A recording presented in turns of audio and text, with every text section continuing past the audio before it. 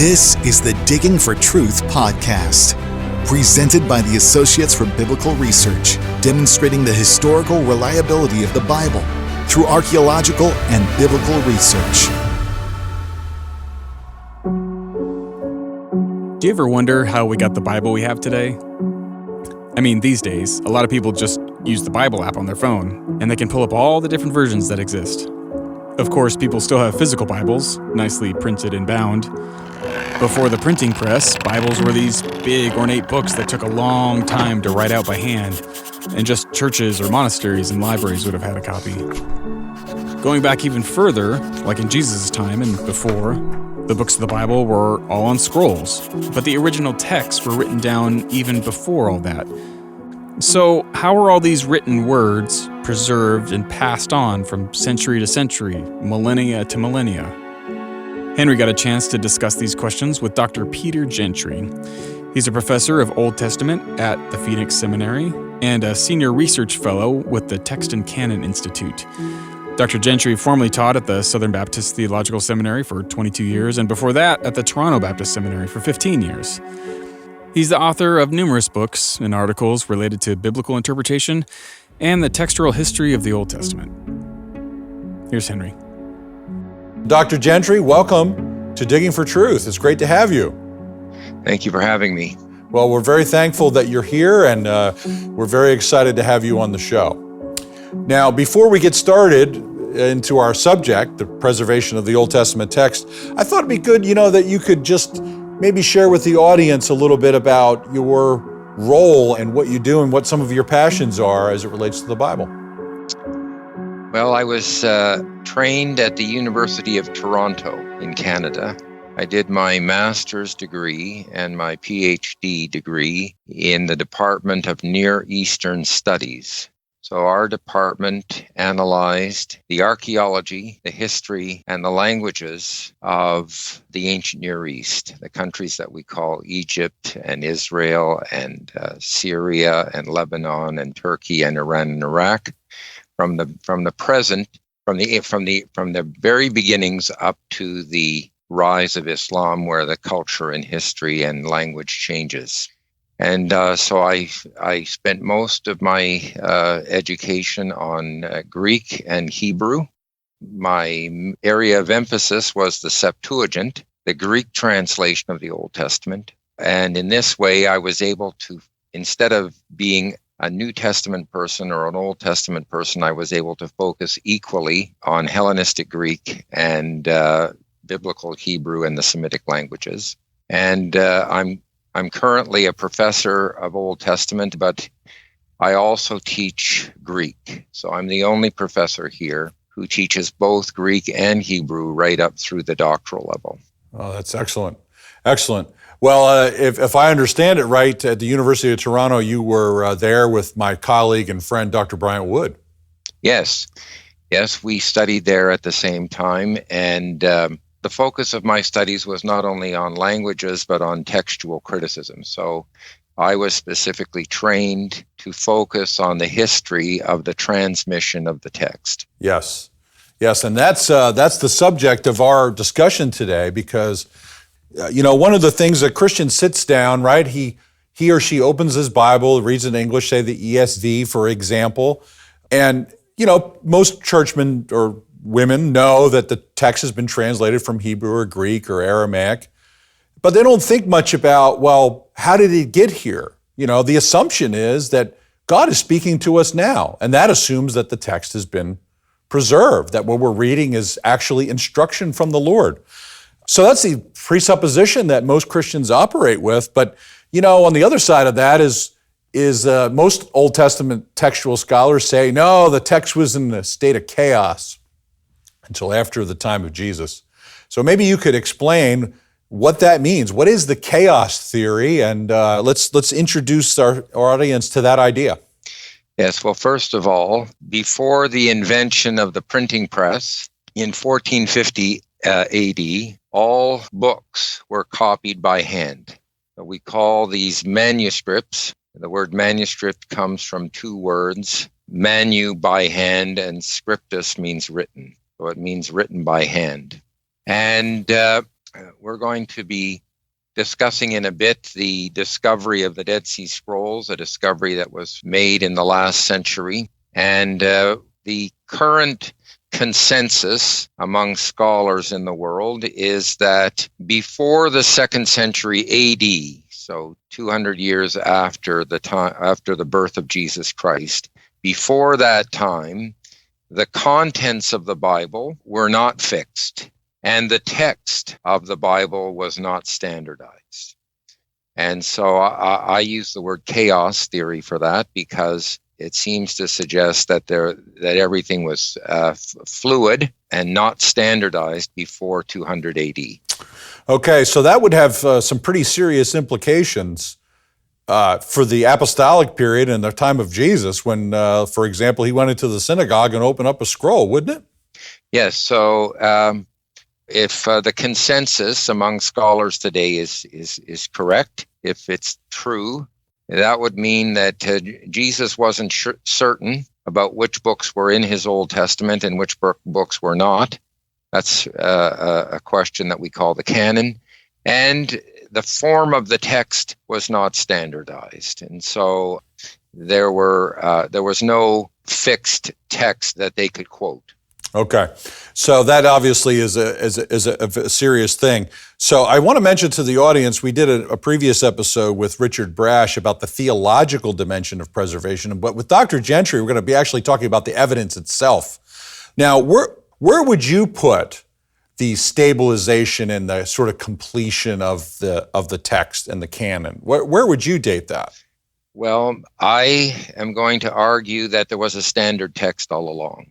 So the first piece of the Bible that was written was the covenant that God made with his people at Sinai, the 10 Commandments and the judgments. They were written down. They were put in the ark in the temple. This is what all the other nations of the ancient Near East did. They stored their sacred texts in the temple. Yes. Okay, so we have the chaos theory. No, the text was fluctuating and changed and not stable until after the days of Jesus, and you would argue something quite different.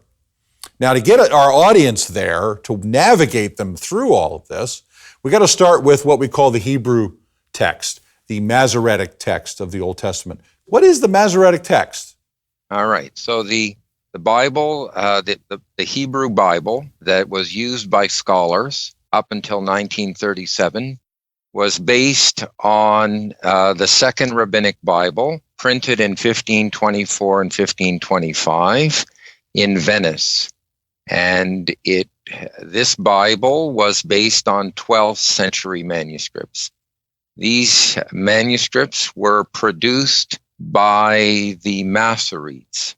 The Masoretes were Jewish scholars who worked between 700 and 1000 AD to preserve the consonants of the Hebrew Bible and the vowels and accents. So they preserved both. In the oldest period, only the consonants were written. And for those of us who speak English, this sounds strange, but it's very possible to have a writing system that doesn't show the vowels. The newspapers in Israel today do not show vowels. So you can have a writing system that's very accurate and preserves the text without necessarily showing the vowels. But between 700 and 900 or 1000 AD, these Jewish scholars called Masoretes invented a system of dots and dashes to go over the letters, in the letters, and under the letters to represent the vowels that went with the consonants, and this was a very accurate preservation of the text. Then what happened is, since 1937, we discovered older manuscripts, and our Hebrew Bible today is based on a manuscript in the National Library of Russia in St. Petersburg, sometimes called Codex Leningradensis, from 1008 AD. So this manuscript is basically over 1,000 years old. Okay. And it's the oldest complete copy of the Hebrew Bible produced by the Masoretes. And the reason why this is chosen is because it's closest to what we call the Aleppo Codex. So there's another manuscript that's older but it's not complete. Part of it was burned in a fire in 1948. But in the part that survives and that we can compare, the prophets and the writings, it's considered the most accurate copy of the Hebrew Bible produced by the Masoretes. Okay, so we are now back 1,000 years or so. I think the Aleppo Codex is a little bit earlier, right, than that? Yes. Right, maybe 930. 930, okay. So we're back to 930 AD, but that's still a pretty far distance from the Old Testament period. Yes. How did scholars fill in that gap in the interim, and what happened since then to fill that gap in for us from the evidence standpoint? Well, one of the big discovery, there were two big discoveries in the last century, and one of them was the discovery of the Dead Sea Scrolls. And so these are scrolls. There's actually 6, 7 or 8 or 9 different places, maybe a dozen places, where manuscripts were found that date from the 2nd century BC to 130 AD. Some of these manuscripts are from Jewish sects that lived on the northeastern corner of the Dead Sea. And some of the manuscripts are from other groups within Judaism, or some of them may even have come from the temple. But we now have manuscripts that are 1,000 years older than the Masoretic text. It was quite an extraordinary discovery, and it really brought about a different kind of discussion about the evidence for the transmission of the text. So, if you could introduce us to a couple terms that you use of how these texts were preserved, because they were preserved in different ways. When we look at the oldest manuscripts from the Dead Sea Scrolls, there are two kinds of copying. One kind of copying we call repetition. This simply means that the person who copied the manuscript copied it exactly as they saw it. They copied it letter for letter, word for word, and even the layout on the page, even the format, even the way the text was arranged on the scrolls. They were writing on rolls or scrolls made of animal skins, goat skins and sheep skins. The writing of the text, they copied it exactly as they saw it. So that's one term, repetition. Almost, so we would say for repetition, almost trying to be the equivalent of the future printing press, if you want to say it that way. Would that be a good way to describe it? Exactly. And so they were very disciplined in doing this. So we have, for example, there's a scroll of the Psalms from Masada, and it's basically letter for letter identical to the text from 1,000 years later. Okay.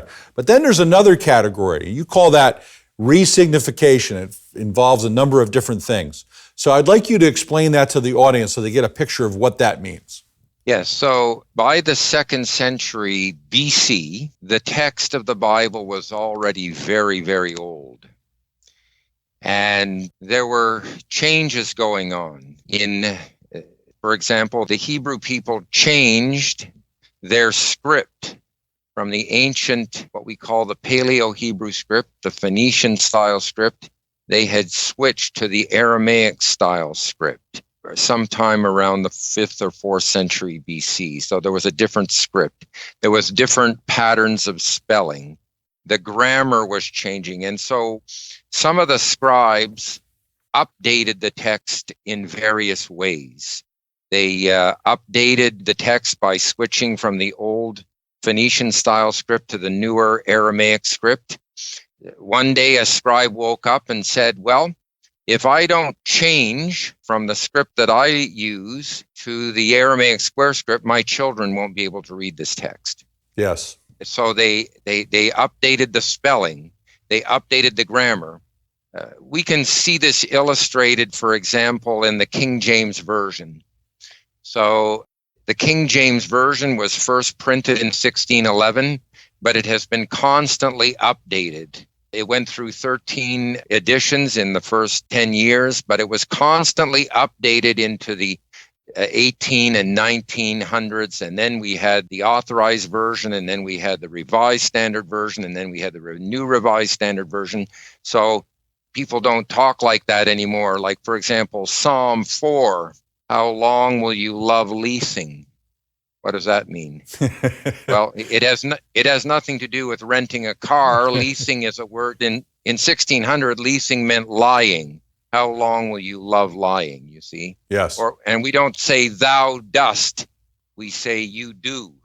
So these are examples of how our English Bible has been modernized, modernizing the spelling, the punctuation, the grammar, the vocabulary, and sometimes even updating things like geographical names because countries change. I mean, the map of the world has changed incredibly in the last 40 years, and we have different names for many of the countries. And so updating and modernizing the text. So the scribes said to themselves, if we don't modernize the language to a certain degree, our children won't understand this text.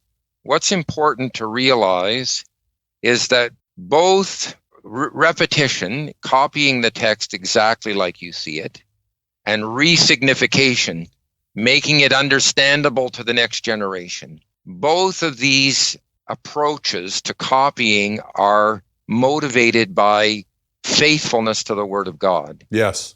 One guy says, if I don't copy it exactly as I see it, the next generation will not have the Word of God.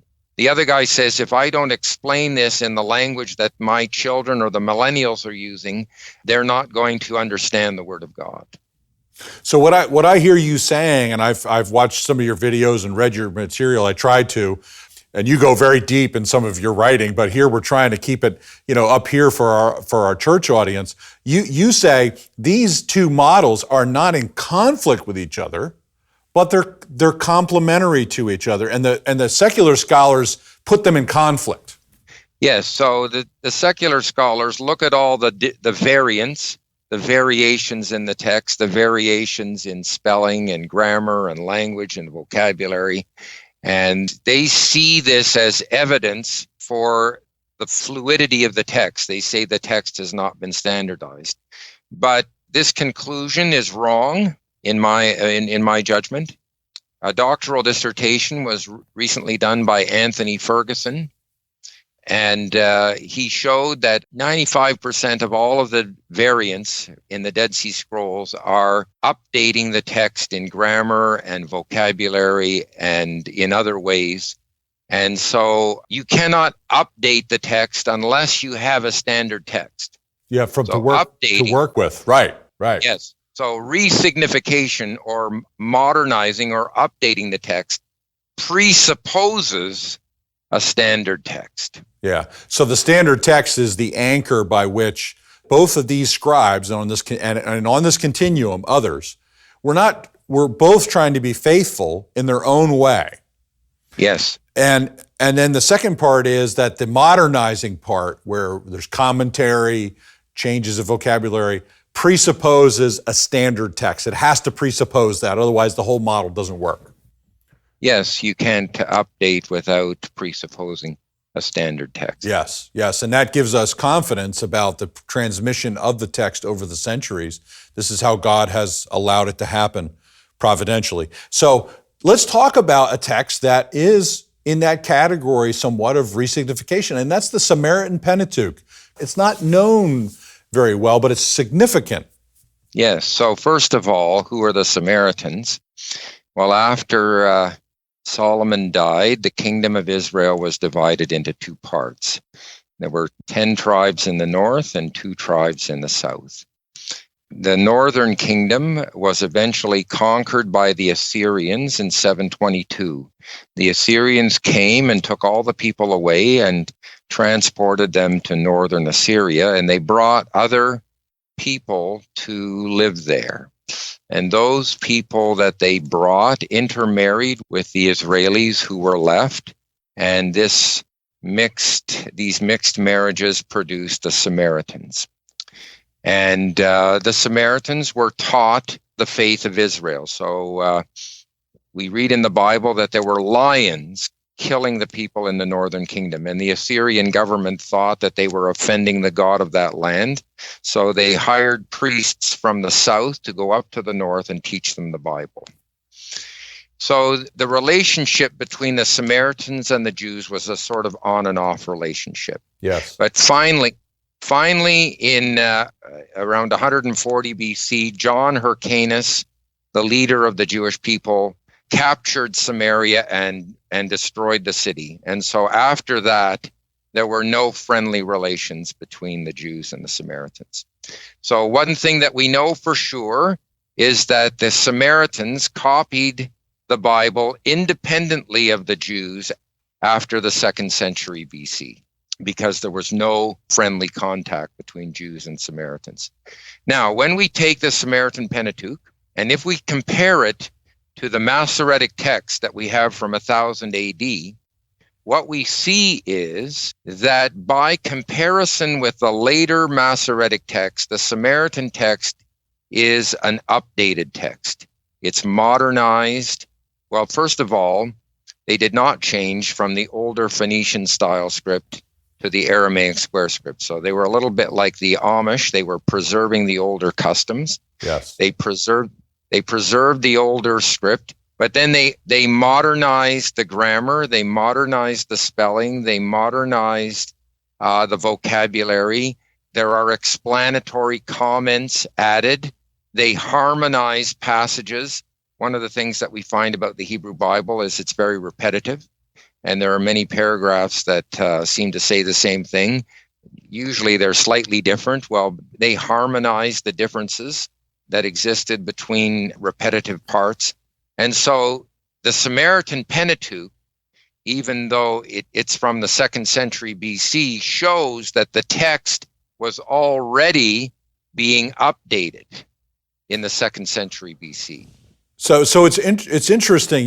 You're saying in one sense they modernized it, but they kept the old script. I've always found that very interesting.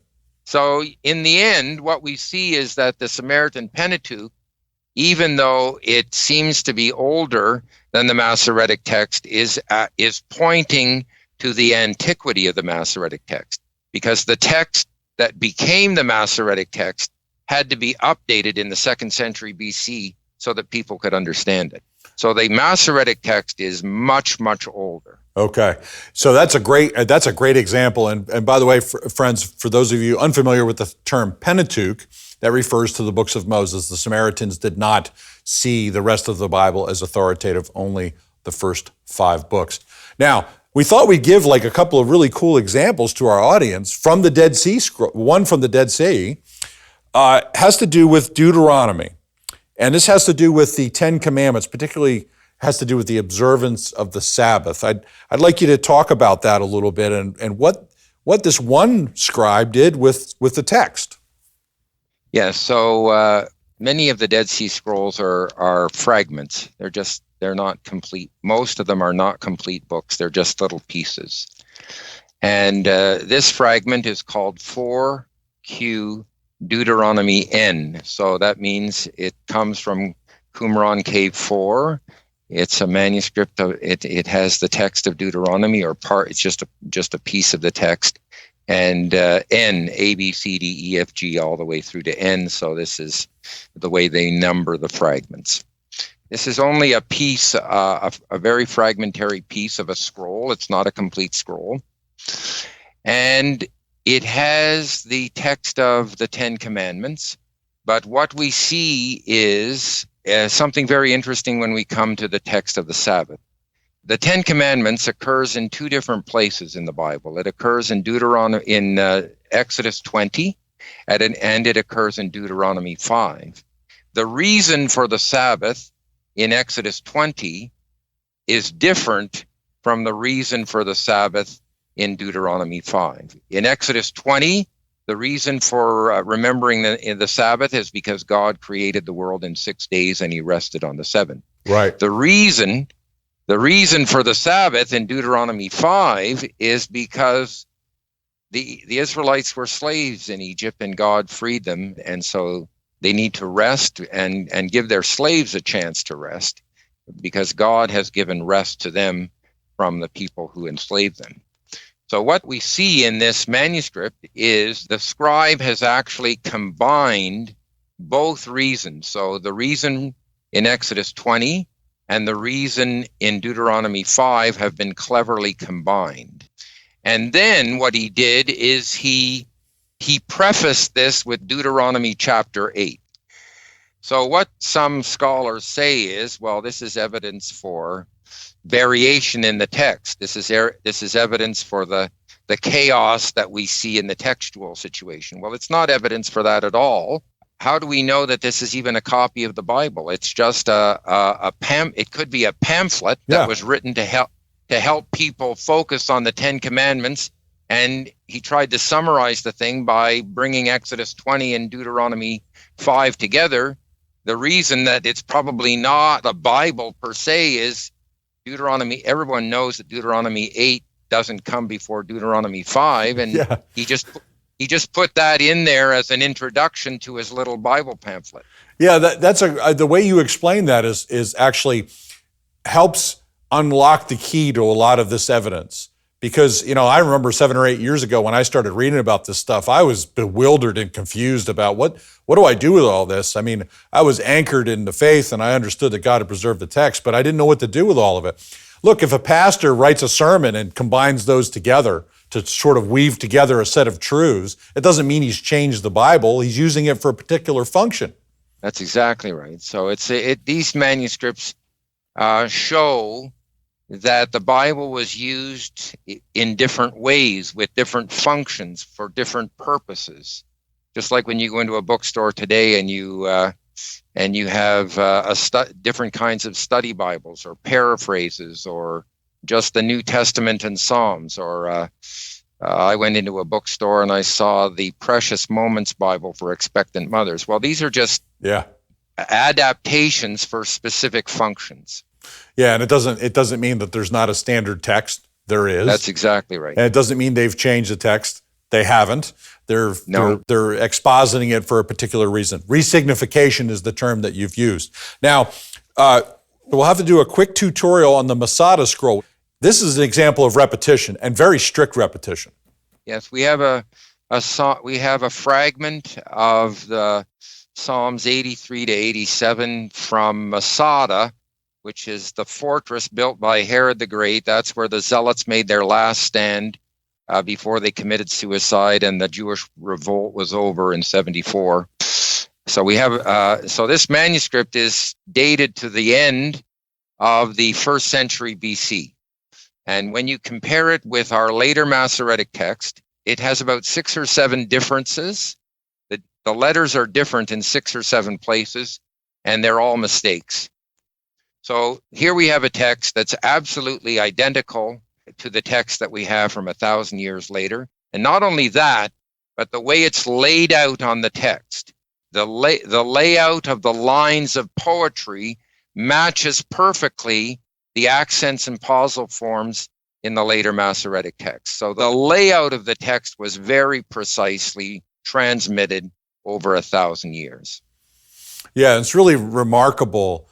This way that the text was so faithfully preserved over such a long period of time.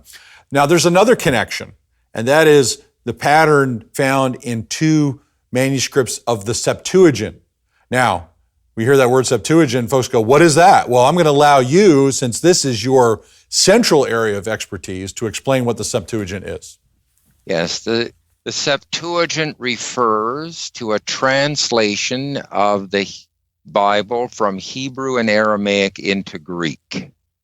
The Pentateuch, the first 5 books of the Bible, were translated early in the 3rd century BC in Egypt.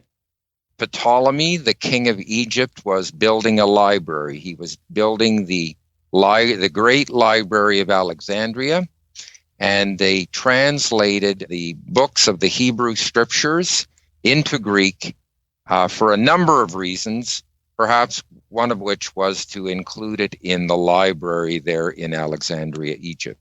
There's a legendary story about how this happened, and it was supposedly done by 72 translators. And the word 70 in Latin is Septuaginta. So this is why we call it the Septuagint. Now, the Septuagint is very important because to the extent that you can guess the text that is being translated, it would represent the oldest text that we have. So there's a problem. The problem is that it's a translation. It's not a Hebrew text. But Yes. Some translators are very literal. Some translators are not so literal. But if you have especially a literal translator, you can almost guess what their Hebrew text looks like. And so we can have a very good idea of what the text of the Hebrew Bible was like in the 3rd century BC, which is before the Hebrew scrolls. So the Septuagint is older evidence and more important evidence than all of the Dead Sea Scrolls put together. Yeah, from reading the literature, I think sometimes the Septuagint sometimes gets a bad rap, but it actually is such a hugely important piece of evidence that shows us the antiquity of the text, the preservation of the text. It helps to put that all together. Now let's reconnect it to the Masada scroll, Dr. Gentry, because you make the point that a couple of the major books of the Septuagint and that scroll from Masada have connections to each other. Yes, so two of the oldest manuscripts of the Septuagint are Codex Sinaiticus and Codex Vaticanus.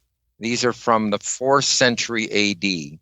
And when you look at the Book of Psalms and the way the lines of poetry are laid out, the layout of the lines of poetry in the Greek translation is identical to the layout of the lines of poetry in the Masada Psalm scroll.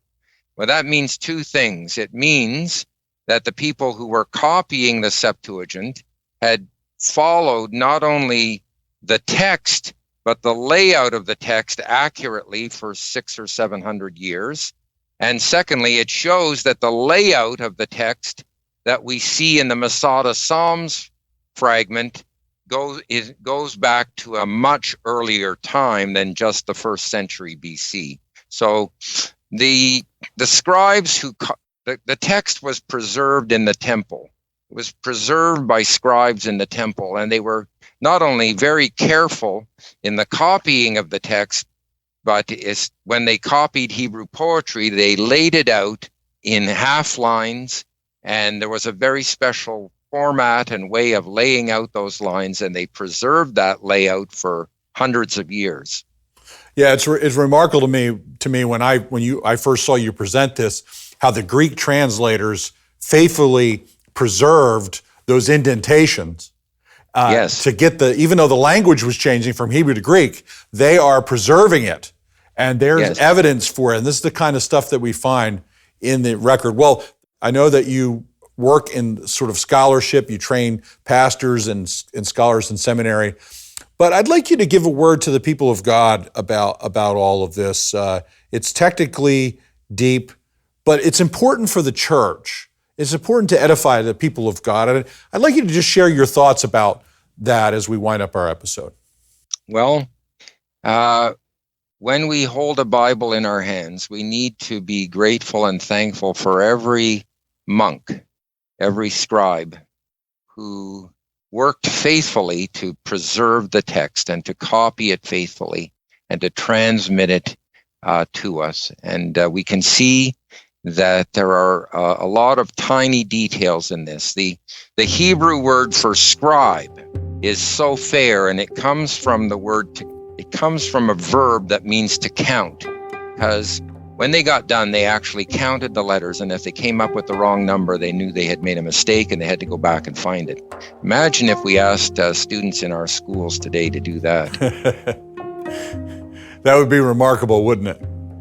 Yes. So I think what I hear you saying is we need to be grateful to God that He providentially put in the heart of these men of the past to do this for us.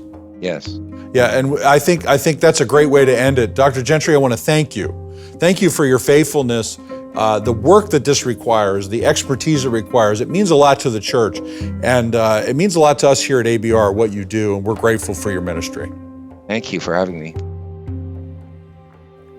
You can find a lot more info on the canon and scriptural preservation through the Text and Canon Institute at textandcanon.org. A lot of really interesting articles there, all related to the history of the Bible, not only from Bible times, but also in Christian history.